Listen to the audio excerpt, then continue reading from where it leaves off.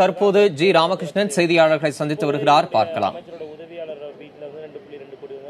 யாருக்காக பணப்பட்டுவாடை செய்யப்பட்டதாக அந்த அரவக்குறி தேர்தல் ரத்து செய்தார்களோ மீண்டும் அவரே போட்டியிட்டு வராருன்னு சொன்னா, ஆகவே தான் நாங்கள் சொல்றோம், இப்படி யாருக்காக பணப்பட்டுவாடை செய்யப்பட்டதோ அதுக்காக தேர்தல் ரத்து செய்யப்படுகிறதோ அந்த சம்பந்தப்பட்ட நபர் மீண்டும் தேர்தலில் போட்டியிடாத அளவுக்கு அவர் அவர் தகுதி நீக்கம் செய்யணும்.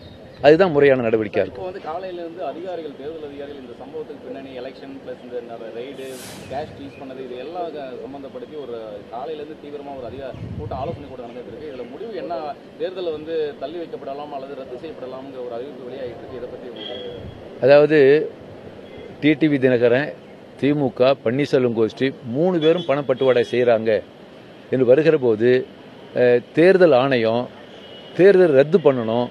அந்த பணப்பட்டுவாடை யாருக்காக செய்யப்பட்டதோ அவர்கள் தேர்தலில் நிற்காத அளவுக்கு தகுதி நீக்கம் செய்யணும். இந்த நடவடிக்கை எடுக்க வேண்டும். அங்கு தேர்தல் ஆணையத்தை வற்புறுத்தும்.